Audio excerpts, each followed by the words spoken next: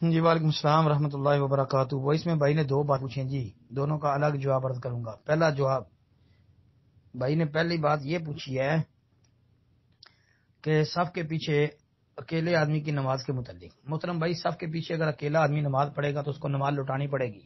وابصہ بن معبد والی حدیث صریح نص ہے اس بارے میں، اور اس کے علاوہ بھی دلائل موجود ہیں۔ نماز نہیں ہوگی صف کے پیچھے اکیلے آدمی کی۔ اب وہ اکیلا آدمی کرے گا کیا؟ آگے صف میں سے بندہ کھینچے گا؟ جی کھینچ نہیں سکتا، کھینچنے کی دلیل نہیں ہے، اور جو اس ضمن میں روایت پیش کی جاتی ہے وہ ثابت نہیں ہے جی۔ اور جواب ہم نے پہلے گروپ میں اس مسئلے کا کئی دفعہ دیا ہے۔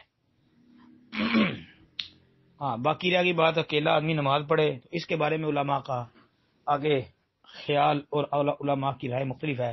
بعض علماء کہتے ہیں کہ وہ ایک آدمی کے آنے کا انتظار کرے جی، اتنی دیر ویسے ہی کھڑا رہے۔